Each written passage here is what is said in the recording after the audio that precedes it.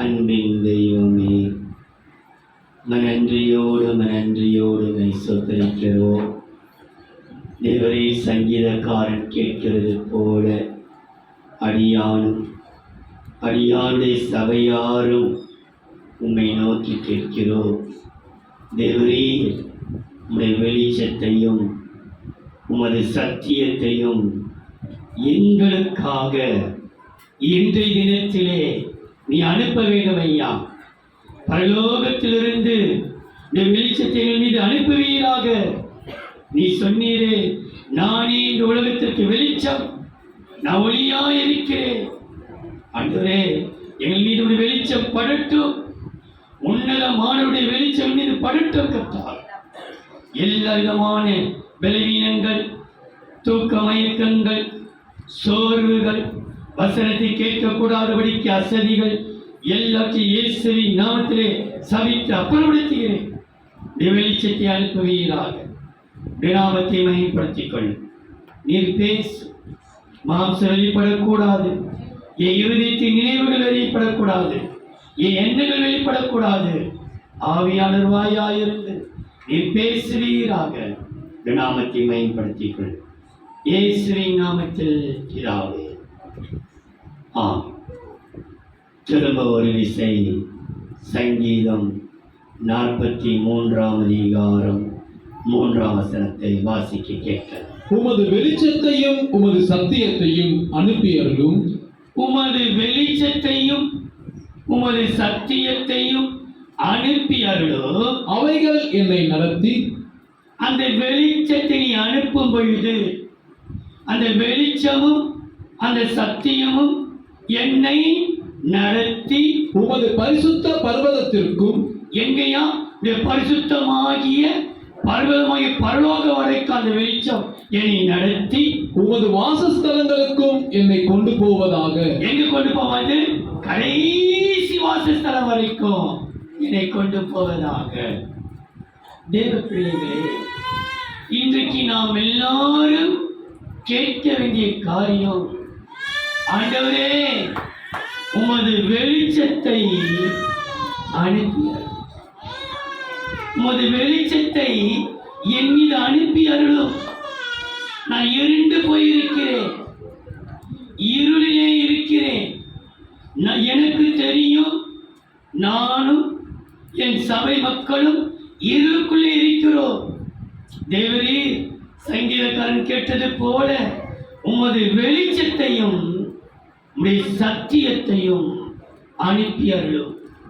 18ஆம் சங்கீதம் 28ஆம் வசனம். தேவரீர் என் விளக்கை ஏற்றுவீர். சங்கீதம் 18:28. தேவரீர் என் விளக்கை ஏற்றுவீர். என் தேவனாகிய கர்த்தர் என் இருளை வெளிச்சமாக்குவார். என் இருளை தேவன் அப்படி இருள் இருக்கிறது சங்கீதக்காரனுக்குள்ளே. என் இருளை தேவன் வெளிச்சமாக்குவார். யோபின் புஸ்தகம் 25ஆம் அதிகாரம் 3ஆம் வசனம். அவருடைய சேனைகளுக்கு தொகையுண்டோ? யோபு 25ஆம் அதிகாரம் 3ஆம் வசனம். அவருடைய சேனைகளுக்கு தொகையுண்டோ? அவருடைய வெளிச்சம் யார் மேல் உதிக்காமல் இருக்கிறது? அவருடைய வெளிச்சம் யார் மேல? எல்லாருமே உதிக்குமே. யார் அவர் மண்டாட்டு விளக்கிறார் சொல்லுங்கள் பார்க்கலாம். இவன் வானா இவனுடைய வெளிச்சம் உதிக்காது. யார் மீது அவர் வெளிச்சம் உதிக்காதிருக்கிறது? இன்றைக்கு தேவர்களே, ஆண்டவரின் உள்ளத்திலே உணர்த்தி உன் சபையாரோடு கூட என்னை நோக்கி கதறு. ஆண்டவரே, உமது வெளிச்சத்தை எங்கள் மேல் அனுப்பு. நம்ம கதறும் பொழுது அவர் வெளிச்சத்தை அனுப்ப அவர் வல்லவராயிருக்கிறார். தேவ பிள்ளைகளே, எப்படிப்பட்ட வெளிச்சத்தை அவர் அனுப்பி நம்மை பிரகாசிக்க வைத்து அதனாலே வரப்பெற நன்மைகளை சொல்வதற்கு முன்பாக, இது குறிப்பில்லை, இருந்தாலும் எடுத்தருளும் வாசியுங்கள். ஏன் தெரியுமா? வெளிச்சத்தை அனுப்ப தேவன் விரும்புகிறார். நம்முடைய வாழ்க்கையிலே நம்முடைய படுத்துக் கொடுக்கிற பற்றியா நம்ம படுக்கையிலே இருள் இருக்குது. நீ நினைச்சிருக்கிற நீ படுத்து கொடுக்கிற படுக்கையிலே இருள். எதையோ யோசிக்க வைத்து, எதையோ கரைப்படுத்தி, யார் யாரையோ எண்ண வைத்து, இன்னைக்கு வெளிச்சமாய் இருக்க வேண்டிய ஒரு படுக்கையிலே இருள் இருந்து கொண்டிருக்குது. நீங்க வாசியுங்கள் யோபின் புஸ்தகம், யாரும் எடுத்த வாசியுங்கள் 17-13.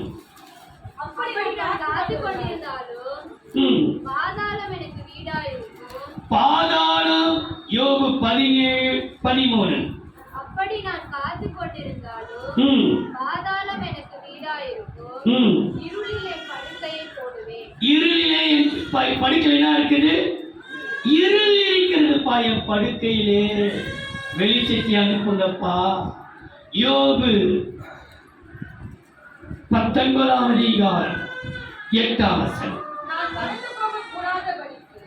யோபு 19:8. நான் பறந்து போகக் கூடாதபடிக்கு.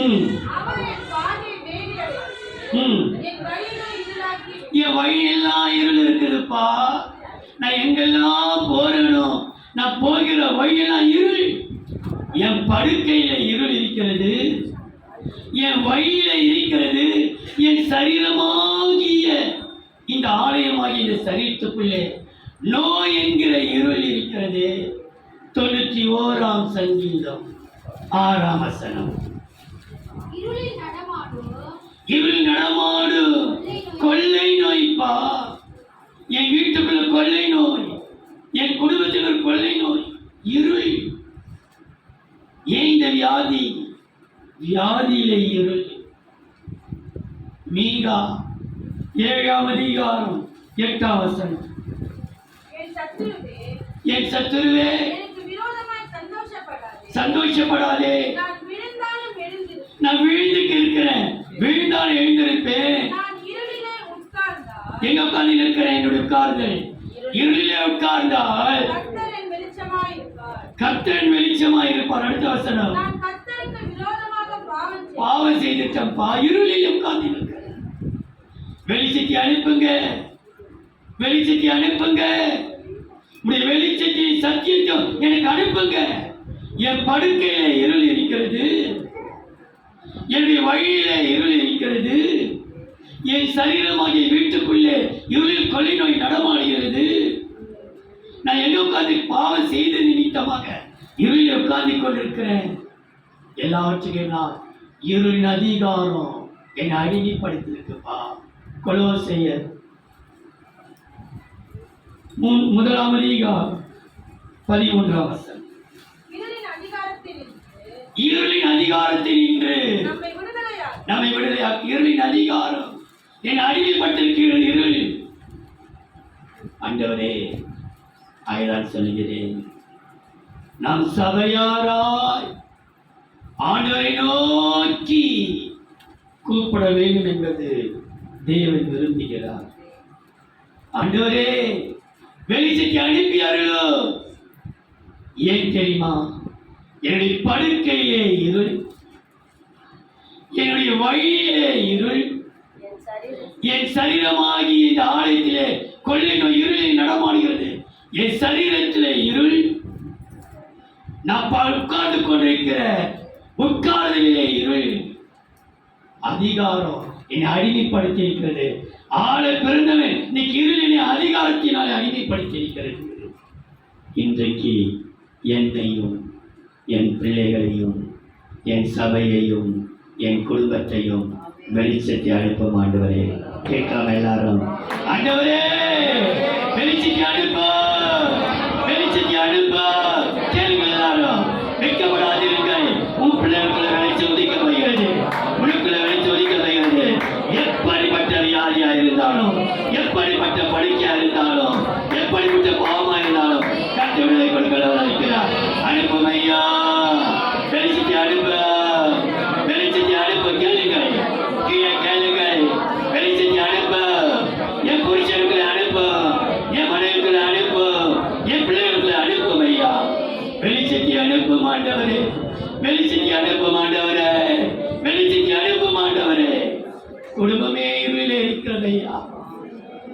படுக்கையில் இருளையா, இயேசுவே பாதையெல்லாம் இருளாண்டவரே, என் வியாதி எல்லாம் இருளாண்டவரே, என் உட்காரதெல்லாம் இருளாண்டவரே, என்னுடைய அடிமையிலெல்லாம் இருள் இருக்கிறது ஐயா.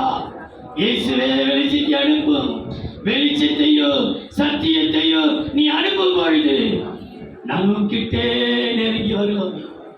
இரக்கமாயிருமையா, இரக்கமாயிருமையா, இரக்கமாயிருமையா. உமது வெளிச்சத்தை அனுப்பியார்கள். ஏன் என்னுடைய படுக்கையில இருள், என் பாதையில இருள், என் சரீரத்திலே இருள், நான் உட்கார்வதிலே இருள், என்னுடைய அடிமைதனத்திலே இருள். ஆண்டவரே, உமது வெளிச்சத்தை அனுப்பியார்கள். தேவன் எப்படிப்பட்ட வெளிச்சத்தை அனுப்பி நம்மை பிரகாசிக்க போகிறார் என்கிறதை சுருக்கமாய் ஒரு 5 காரியத்தை சொல்கிறேன். எத்தனையோ உண்டு, ஒரு 5 காரியத்தை சொல்லி முடிக்கிறேன். முதலாவதாக ஆதியாகமம் 1ஆம் அதிகாரம் 3-4. தேவன் ஆதியாகமம் 1ஆம் அதிகாரம் 3ஆம் வசனம், 4ஆம் வசனம், 18ஆம் வசனம். தேவன் வெளிச்சம் உண்டாக கடவுது என்றார், வெளிச்சம் உண்டாக கடவுது என்றார், வெளிச்சம் உண்டாயிற்று. வெளிச்சம் உண்டாயிற்று. வெளிச்சம் நல்லது என்று தேவன் கண்டார். எதை நல்லது என்று கண்டார்? வெளிச்சம் நல்லது என்று கண்டார். வெளிச்சத்தையும் இருளையும் தேவன் வெவ்வேறாக பிரித்தார். அப்போ வெளிச்சமும் இருளும் ஒன்றாகவே கூடிக்கொண்டிருக்கிறது. நம்முடைய வாழ்க்கையிலே வலது பக்கமும் இடது பக்கமும், ஒரு பக்கம் வெளிச்சம் இருந்தால் மறுபக்கம் என்ன இருக்கிறது? இருள் இருக்கிறது. ஆனால் கர்த்தர் பார்த்தார், இருளையும் வெளிச்சத்தையும் ஒன்னா வச்சா நாள்பட இந்த வெளிச்சத்தை அப்படியே மூடிவிடும் இருளில். ஆகையினாலே வெளிச்சத்தையும் இருளையும் வேறு பிரித்தார். ஆண்டவரே, பிரித்தெடுக்கப்பட்ட வெளிச்சத்தை என்மேல் பிரகாசிக்க பண்ணும், இருளையும் வெளிச்சத்தையும் வெவ்வேறாக பிரித்தார். அப்ப நாம் எல்லாரும் வெளிச்சத்துக்குரியவர்கள். வெளிச்சம் மேல் பிரகாசிக்கப்படுகிறது. இருளையும் வெளிச்சத்தையும் வெவ்வேறாக பிரித்தெடுத்தார். 18ஆம் வசனம். பகலையும் இரவையும் ஆளவும், பகலையும் இரவையும் ஆளவும், வெளிச்சத்துக்கும் இருளுக்கும் வித்தியாசம் உண்டாக்கவும், இருளுக்கும் வெளிச்சத்துக்கும் வித்தியாசம் உண்டாக்கவும் தேவன் அவைகளை வானம் என்கிற ஆகாய விரிவிலே வைத்தார். கவனியுங்கள், உன்னை வித்தியாசப்படுத்தணும். நீ வெளிச்சத்தின் பிள்ளையா அல்லது இருளின் பிள்ளையா? உன்னை வெளிச்சம் உண்டாக தேவன் பிரித்தெடுக்கிறார். எங்க வைத்தாரா? ஆகாய, எல்லாரும் பார்க்கிற அளவுக்கு ஒரு வெளிச்சத்தின் பிள்ளையாகத்தான் நம்மை தேவன் வைத்திருக்கிறார். பிரித்தெடுக்கப்பட்ட வெளிச்சத்தை நீ அனுப்பும் என்றால் 2ஆம் வசனத்திலே ஆழத்திலே இருள் இருந்தது, ஜலத்தின் மேல் தேவன் அசைவாடிக் கொண்டிருந்தார். அப்படிதான் இந்த வசனம். 2ஆம் வசனத்தை வாசிப்பா. பூமியானது ஒழுங்கின்மையும் வெறுமையுமாய் இருந்தது, ஆழத்தின் மேல் இருள் இருந்தது. ஆழத்தில் அடியில் இல்ல, எங்க இருந்தது இருள்? ஆழத்துக்கு மேல. நீ ஆழமானவள்.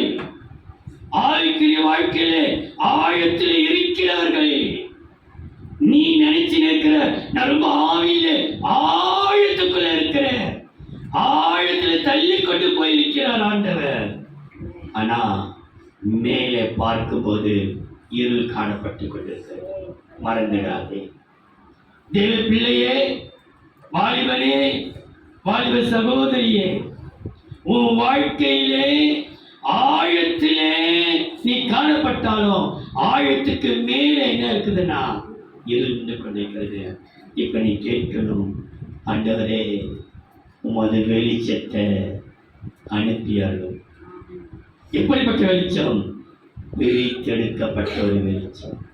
இருளுக்கும் வெளிச்சத்துக்கும் வெவ்வேறு வித்தியாசப்படுத்தினா பிரித்தெடுத்தார்.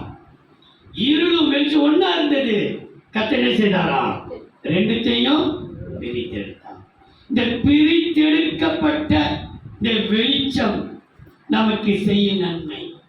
யாத்திராகமம் 13ஆம் அதிகாரம் 21ஆம் வசனம். அவர்கள் இரவும் பகலும் வழி நடக்க கூடும்படிக்கு வழி நடக்கும்படி வழி நடத்த வழி தெரியாமல் திகைத்து நிற்கிற, என்ன செய்ய போற இந்த காரியத்துல, இந்த பிரச்சனையில எப்படி முடிக்க போறேன், எப்படி இந்த கடனை அடைக்க போகிறேன், எப்படி இதை மேற்கொண்டு மேல வர போறேன் என்று தெரியாமல் ஒரு பிரச்சனையில் அகப்பட்டு கொண்டிருக்கிற உனக்கு தேவன் பிரித்தெடுக்கப்பட்ட வெளிச்சத்தை அனுப்பி உனக்கு கர்த்தர் வழிகாட்ட வைக்கிறார்.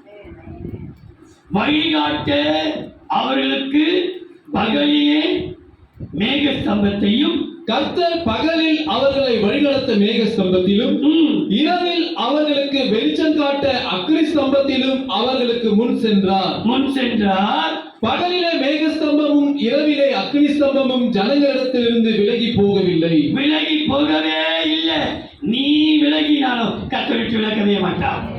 நீ விலகி போய்கொண்டே இருக்கலாம், உன் பிள்ளைகள் போய்கொண்டே இருக்கலாம், ஆனா கர்த்தர் உன் பிள்ளை விட்டு விலகவே மாட்டார், உன் குடும்பத்துக்கு விலகவே மாட்டார். அவர் என்றால் பிரித்தெடுக்கப்பட்ட வெளிச்சம். நெகேமியாவை பார்க்கிறோம். நெகேமியாவின் புஸ்தகம் 9ஆம் அதிகாரம் 12-13. நீர் பகலிலே மேகஸ்தம்பத்தினாலும் அவர்கள் நடக்க வேண்டிய வழியை அவர்களுக்கு வெளிச்சமாக்க இரவிலே அக்கினி ஸ்தம்பத்தினாலும் அவர்களை வழி நடத்தினீர். நீர் சீனாய் மலையில் இறங்கி வானத்திலிருந்து அவர்களோட பேசி அவர்களுக்கு செம்மையான நீதி நியாயங்களையும் நல்ல கட்டளைகளையும் கற்பனைகளும் ஆகிய உண்மையான பிரமாணங்களையும் கொடுத்தி. எதற்காக கர்த்தர் கொடுத்தார் என்றால் ஒரு உண்மையான வாழ்க்கையை கர்த்தர் பார்க்கிறார். ஆகினால் பிரித்தெடுக்கப்பட்ட ஒரு வெளிச்சத்தை கர்த்தர் நம்ம மீது அனுப்பும் பொழுது கர்த்தரே நம்மை வழி நடத்தவராயிருக்கிறார்.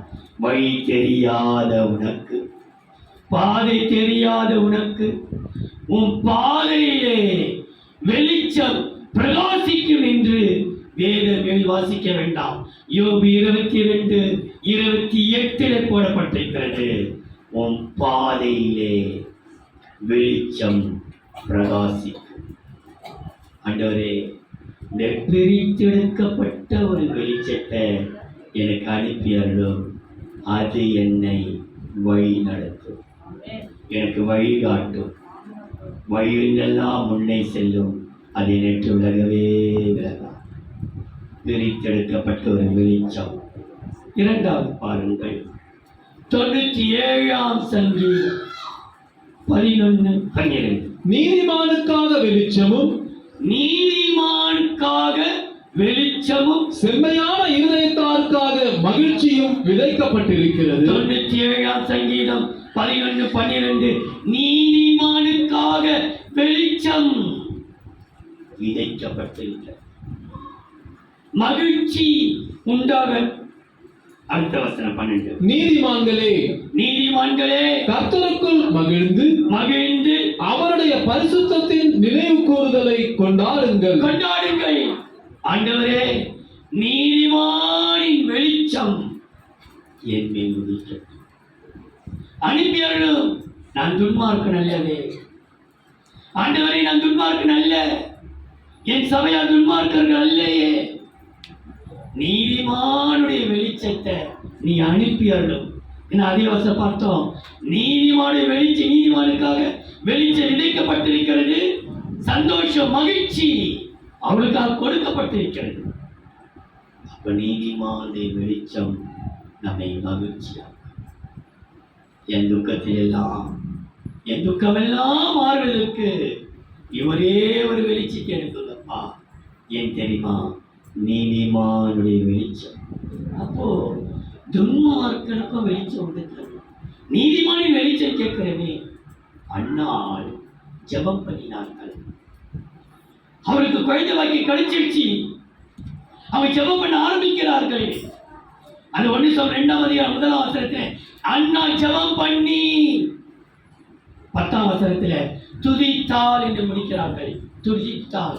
ஆனா 9ஆம் வசனத்தில் சொல்லுகிறார், துன்மார்க்கர் இருளிலே மௌனமாவார்கள்.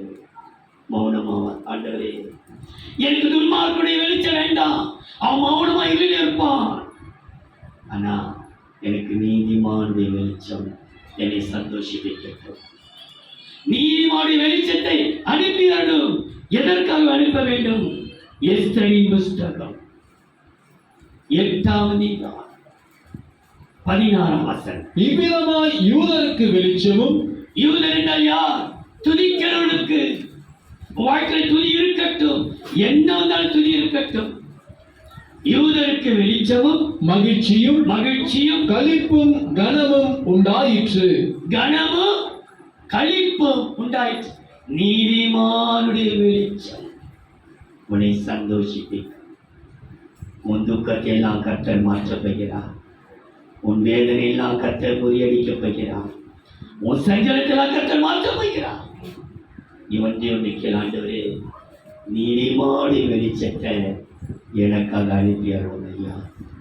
ஏனென்றால் நீதிமொழியில வாசிக்கிறோம் பாருங்கள், நீதிமானின் வெளிச்சம் சந்தோஷிப்பிக்கும். நீதிமொழியில 13ஆம் அதிகாரம் 9ஆம் வசனம். நீதிமான்களின் வெளிச்சம் சந்தோஷிப்பிக்கும். துன்மார்க்கரின் தீபமோ அணைந்து போம். துன்மார்க்கரின் தீபமோ. அப்போ நீதிமானுடைய வெளிச்சம் சந்தோஷிக்கும். ஏன் தெரியுமா? யோபுல ஒரு வசனம் உண்டு. யோபு 29ஆம் அதிகாரம் 3ஆம் வசனம். அப்பொழுது அவர் தீபம் என் தலையின் மேல் பிரகாசித்தது. என் தலைமையா இருக்கிறார், பிரகாசித்தது. அவர் அருளில வெளிச்சத்தினால் இருளை கடந்து போனேன். எதை கடந்து போனேன்? அவர் கொடுத்த வெளிச்சத்தினாலே இருளையே கடந்து போயிட்டேன். என் தலைமையில் அவருடைய வெளிச்சம் உதித்துக் கொண்டிருக்கிறது. என் கால்களுக்கு தீபம், என் வசனம் என் கால்களுக்கு வெளிச்சமாயிற்று. என் தலைமையில வெளிச்சம், என் கால்களிலே வெளிச்சம். உச்சந்தலையிலிருந்து உள்ளங்கால் வரையில் என் தலையிலிருந்து வெளிச்சம், என் கால்களில் வெளிச்சம். நீதிமானுடைய வெளிச்சம் சந்தோஷிக்கும். மகளே, நாமத்தைக்கே காட்டுகிற உனக்கு சந்தோஷம் இல்லை, காட்டுகிற மகிழ்ச்சி இல்லை. துக்கத்திலே துக்கம், பொழுதுஞ்சா பொழுது போனா எதுவோ ஒரு பிரச்சனை வந்திருந்தாக்கு. ஏன் தெரியல காரணமே. துக்கத்தில் துக்கம் அதிகரிக்க தவிர ஒழிக்கப்படல. ஆனால் கர்த்தர் நீதிமானின் வெளிச்சத்தை அனுப்பி நம்மை சந்தோஷிக்க வைக்கிறார். நம்புறீங்களா? நம்ம கேட்கலாம். ஆண்டவரே, நீதிமன்ற வெளிச்சத்தை அனுப்புங்கப்பா. கேளுங்கள், நீதிமன்ற வெளிச்சம் இருக்கட்டும். என் பக்கம் எல்லாம் மாறும். 3ஆவதா ஏசாயாவின் புஸ்தகம் 60ஆம் அதிகாரம் 20ஆம் வசனம். உன் சூரியன் இனி அஸ்தமிப்பதில்லை. ஏசாயா 60:20. உன் சூரியன் இனி அஸ்தமிப்பதும் இல்லை, உன் சந்திரன் மறைவதும் இல்லை. கர்த்தரே உனக்கு நித்திய வெளிச்சமாயிருப்பார். உன் துக்க நாட்கள் முடிந்து போகும். துக்கத்தின் நாட்கள் முடிய போகிறது. இன்றையோடு ஒரு முடிவு வர போகிறது. நித்திய வெளிச்சத்தை அனுப்பும் ஆண்டவரே. கர்த்தரை உனக்கு நித்திய வெளிச்சம். என்ன வெளிச்சமா? நித்திய வெளிச்சம். உன் துக்கத்தை எல்லாம் மாற்றப்படுகிறது. துக்கத்தின் நாட்கள் முடிந்து போய்விட்டது. எந்த பிள்ளை வியாதியிலே படுத்துக் கொண்டிருக்கிறதோ அந்த பிள்ளை கர்த்தர் மாற்ற வல்லவராயிருக்கிறார். எந்த பிள்ளை விரக்தி அடைந்து போயிருக்கிறதோ கர்த்தர் மாற்ற வல்லவராயிருக்கிறார். எந்த பிள்ளைக்கு நீ கதறிக் கொண்டிருக்கிறாயோ உன் துக்கத்தை எல்லாம் கர்த்தர் மாற்ற போகிறார். ஆண்டவரே, ஆண்டவரே, நித்திய வெளிச்சத்தை அனுப்பியார்களோ, வெளிச்சத்தை அனுப்பியார்களும் என்றால் வேறு விரிக்கப்பட்ட வெளிச்சம், நீதிமானின் வெளிச்சம், நித்திய வெளிச்சம். இந்த நித்திய வெளிச்சம் எதை காண்பிக்கிறது? ஏசாயா 50ஆம் அதிகாரம் 10ஆம் வசனம். உங்களில் எவன் கர்த்தருக்கு பயந்து எவன் கர்த்தருக்கு 50ஆம் அதிகாரம் 10ஆம் வசனம். உங்களில் எவன் கர்த்தருக்கு பயந்து அவருடைய தாசனின் சொல்லை கேட்டு தனக்கு வெளிச்சம் இல்லாததினால் இருட்டிலே நடக்கிறானோ, தனக்கு வெளிச்சம் இல்ல ஆனா இருட்டில் நடந்து கொண்டிருக்கிறான், வெளிச்சம் இல்ல இருட்டில் நடக்கிறானோ, அவன் கர்த்தருடைய நாமத்தை நம்பி எதை நம்பு? நீ ஆள்பலத்தை நம்பாத, டாக்டரை நம்பிடாத, டாக்டர் கொடுக்கிற மருந்து மாத்த நம்பிடாத, கர்த்தரை நம்பு. கர்த்தருக்கு வெளிச்சத்தை அனுப்ப போகிறார். இன்னொரு துக்கத்தின் நாட்கள் முடிவு தர போகிறது. எப்படிப்பட்ட வியாதியோ கர்த்தர் மாற்ற வல்லவர். கர்த்தரை நம்பி தன் தேவனை சார்ந்து கொள்ள கடவன். தன் தேவனை சார்ந்து கொள்ள கடவன்.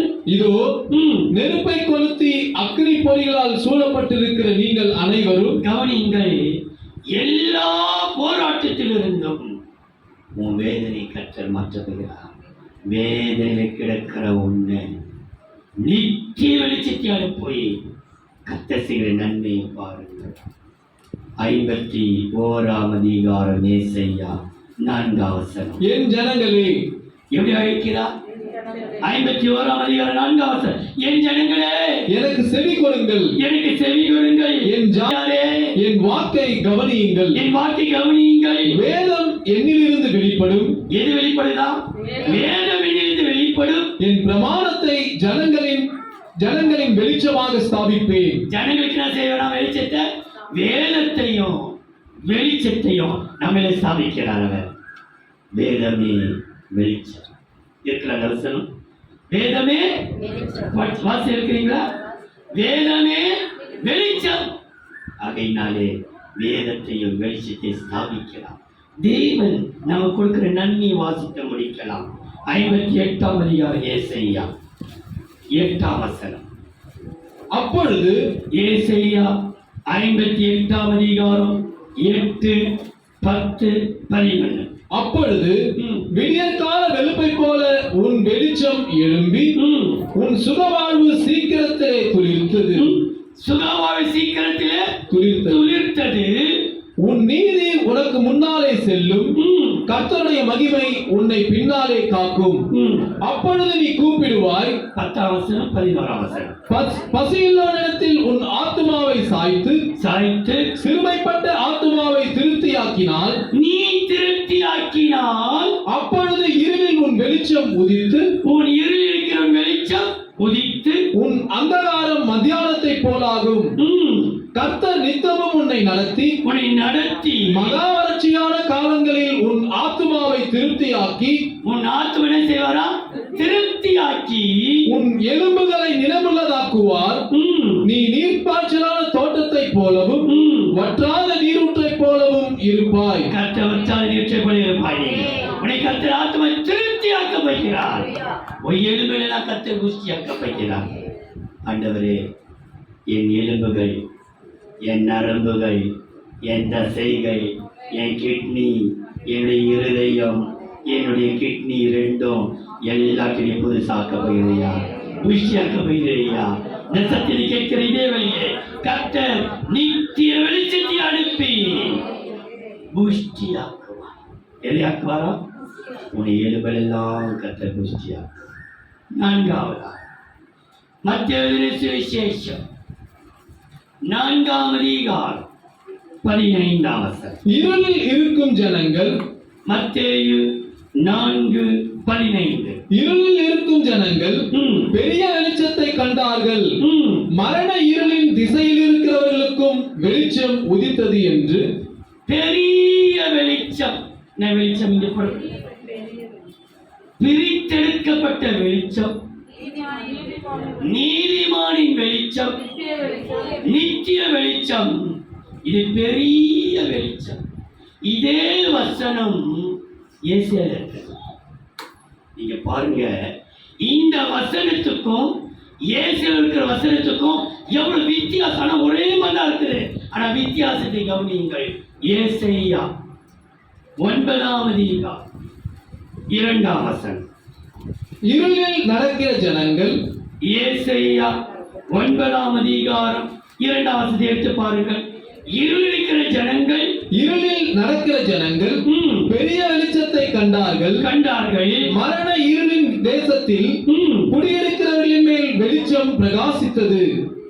தேசத்திலே அங்க பார்க்கிறோம், திசையிலே உதித்தது, இங்கே பிரகாசித்தது.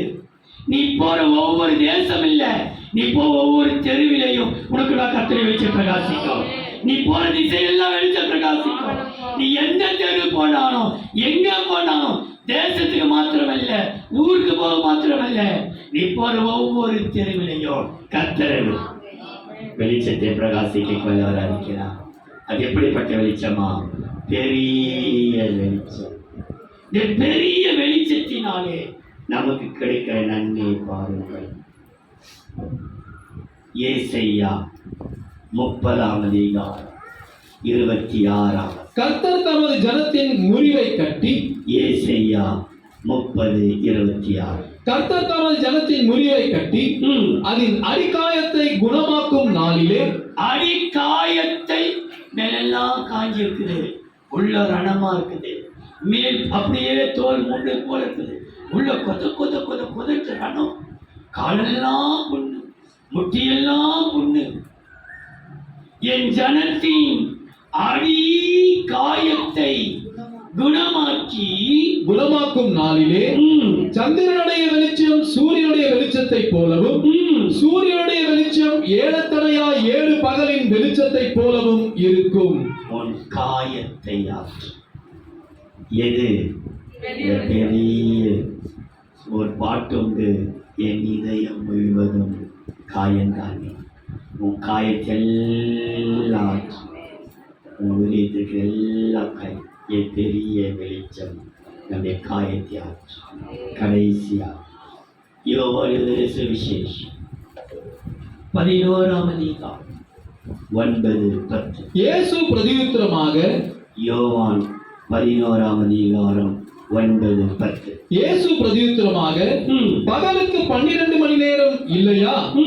ஒருவன் பகலிலே நடந்தால் அவன் இந்த உலகத்தின் வெளிச்சத்தை காண்கிறபடியினால் இடரமாட்டான். உலகத்தின் வெளிச்சம் என்ன வெளிச்சமா? அப்ப உலகத்திலே வெளிச்சம். நம்ம உலகத்துக்கு வெளிச்சமா இருக்கும். இடரக்கூடாது. நம்மால யார் இடறி போய் விடக்கூடாது. நாம் யாருக்கு விடலா இருக்கவே கூடாது. ஆண்டவரே, எனது நிமித்தம் யாரை இடறி விடக்கூடாது. எனக்கு உலகத்தின் வெளிச்சத்தை அனுப்புங்கப்பா.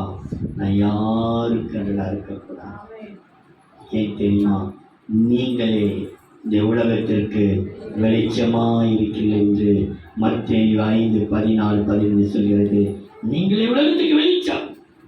ஆனால் இந்த உலகத்தின் வெளிச்சத்தினாலே நமக்கு கிடைக்கிற நன்மை பாருங்கள். 1 தீமோத்தேயு வசனமாகுதலை தேவன் தம்முடைய காலங்களில் வெளிப்படுத்துவார். அவரே நித்தியானந்தமுள்ள ஏகா சக்கரவர்த்தியும் ராஜாதி ராஜாவும் கர்த்தாதி கர்த்தாவும் ஒருவராய் சாவாமையுள்ளவரும் சேரக்கூடாத ஒளியில் வாசம் பண்ணுகிறவரும். சேரக்கூடாத ஒளி வெளிச்சத்திலே வாசம் பண்ணுகிறவரும். உனக்கு கர்த்தர் சகலத்தையும் வெளிப்படுத்துவார். அந்த 15ஆம் வசனத்திலே சொல்லப்பட்டிருப்பத அவர் உனக்கு வெளிப்படுத்துவார். உன் குடும்பத்தை குறித்து ஒரு வெளிச்சம். ஏன் தெரியுமா? இந்த உலகத்தின் வெளிச்சம் உனக்கு சகலத்தை வெளிப்படுத்தும். உனக்கு மறைவானது ஒன்றுமே இருக்காது. உன்னை யாருமே ஏமாற்ற முடியாது. யாருமே உனக்கு துரோகம் செய்ய முடியாது. கட்டினவர்கள் உனக்கு துரோகம் செய்யாதபடிக்கு கர்த்தரே உனக்கு வெளிப்படுத்துவான். அவன் எங்க போறான், எங்க வரான், எங்க உட்காருகிறான், யாத்திரை பேசுகிறான், எங்க போறான், நீ குழம்பாதே. உலகத்தின் வெளிச்சத்தை கேள். நம்ம எல்லாரும் கேட்போம் ஆண்டவரை நோக்கி. கைகளை உயர்த்தி கேட்போம் ஆண்டவரே. ஆண்டு கீழே கேளுங்கள். ஆண்டவரே, ஒரு வெளிச்சத்தை அனுப்பு சொல்லுங்க. கேளுங்கள். கேட்க விருப்பம் என்ன விட்டுடுங்க. கத்த வெளிச்சமாக அமைகிறார். உன் குடும்பத்துக்காக கேள், உன் புருஷனுக்காக கேள், உன் பிள்ளைக்காக கேள், உனக்காக கேள், உன் ஜனத்திற்காக கேள். இருளிலே இருக்கிறார்கள். தெய்வமே, இயேசுவே, வெளிச்சத்தை அனுப்பியார்கள். வெளிச்சத்தை அனுப்பு, வெளிச்சத்தை அனுப்பு. வேறு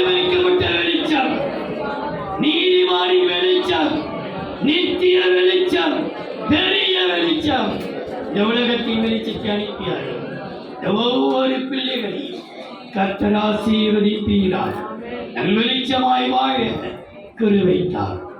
இயேசுவின் நாமத்தில் பிதாவே.